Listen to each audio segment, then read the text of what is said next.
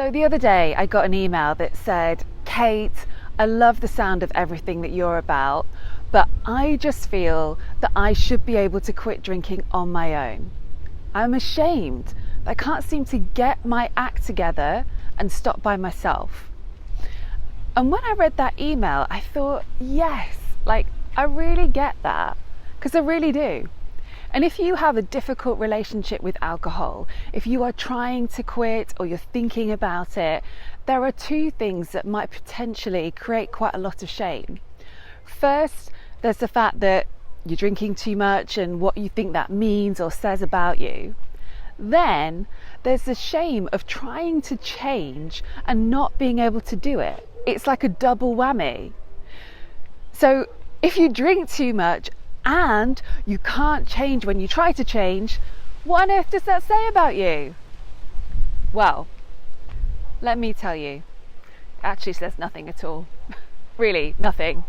But I know it's hard to believe that when you're in the thick of this, when you are beating yourself up for drinking again. So let me break it down and explain what I mean. At the heart of all of this, there is this belief, I suspect, that something is wrong with you for repeatedly drinking alcohol in the way that you do. Perhaps you think that you're weak or you lack discipline. You just haven't got that self-control that everyone else seems to have. That all feels so heavy and loaded, right? So what if the truth was just this? You've been using alcohol as a coping mechanism for many years, which makes perfect sense because that's how most of us have been conditioned to use alcohol. Drinking is the thing you do after a tough day or a long day, or when you're stressed or tired or overwhelmed or grieving or lonely or underappreciated or just whatever it is. And I bet for a long time, alcohol seemed like an okay way of dealing with that kind of day. Then there's the fact that you probably rely on alcohol for the good times too, because that's normal. We're trained to see booze as something fun and sophisticated and exciting and a bit of a reward. So why wouldn't you want more of that? And on top of all of that, don't forget that alcohol is addictive. So when you're using addictive drugs, it's kind of normal to get addicted to them. So given all of those factors, there really is nothing wrong with you for becoming reliant on alcohol. It is a completely predictable side effect of using alcohol on a regular basis in this boozy, mad world that we live in.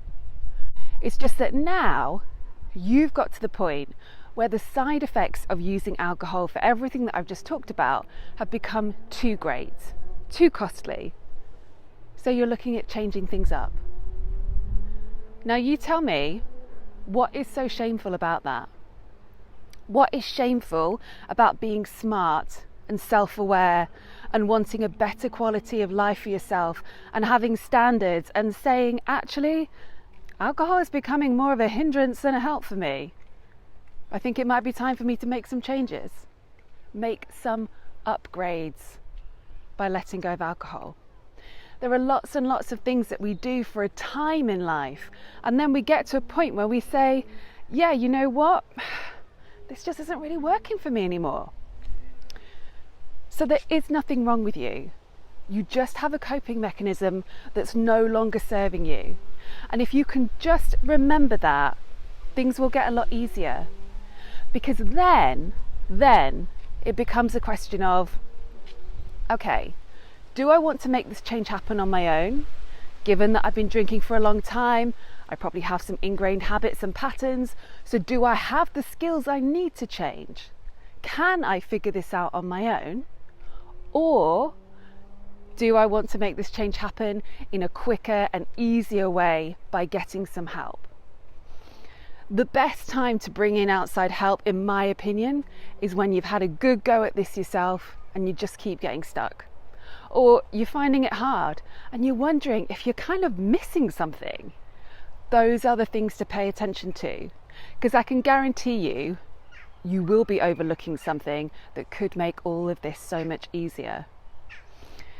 Now, I was thinking about this because I have actually just started working with a running coach.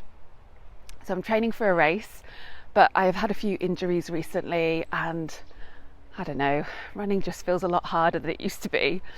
Googling for help was leaving me more and more confused. So I found this running coach who filmed me running on a treadmill, and then we watched the video back together in slow motion. And straight away, he was able to show me how I've been overstriding with each step, and that's kind of messing everything up. Now, I have some other bad habits as well, but just working on that one thing already has made such a difference. And I would never have figured that out myself. And I just wanted to share that with you because it's such a great example of how someone else can provide key insights that we can't see and that we can't find on Google, that YouTube isn't going to tell us. And it says nothing bad about me, that I've picked up some bad running habits over the years. Just as it says nothing bad about you, that you've picked up a drinking habit that you haven't yet figured out how to let go of. So listen, if you would like some help to have a breakthrough, if you would like me to help you get some insights, get you up and running with sobriety, I'm going to put the link to my online coaching program below. And I just want you to know that if you're struggling right now, it really isn't a personal failing.